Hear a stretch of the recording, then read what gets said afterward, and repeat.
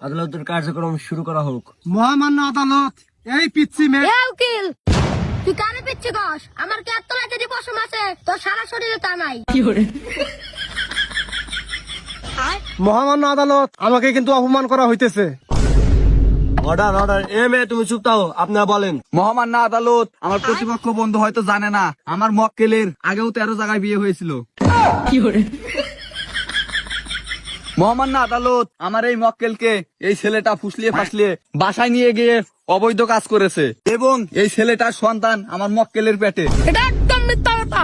ওই মেয়ের বগলে আজ পর্যন্ত আমি একদিনও যাই নাই, শুধু একদিন ফোনে কথা বলছিলাম। মহামান্য আদালত, আমার মক্কেল শুধু এই মেয়ের সাথে একদিন ফোনে কথা বলছে, তাহলে কিভাবে এই মেয়ে গর্ভবতী হলো? অবজেকশন ইওর অনার, আমার মক্কেল কখনো মিথ্যা কথা বলতে পারে না। আচ্ছা ঠিক আছে ইওর অনার, এই মেয়েকে আমি কিছু জিজ্ঞেস করার অনুমতি চাচ্ছি। অনুমতি দেওয়া হলো। আচ্ছা মিস নীলা খাতুন, আমার মক্কেল আপনার সাথে শুধু একদিন ফোনে কথা বলছে, তাহলে আমার মক্কেলের বাচ্চা আপনার পেটে কেমনে আসলো? আমার বাড়ির পাশের রাস্তা দিয়ে অতি বাজার করতে গেছিল, ঠিক ওই সময় ওর শরীরে একটা বাতাস এসে আমার পেটে বাচ্চা হয়ে যায়।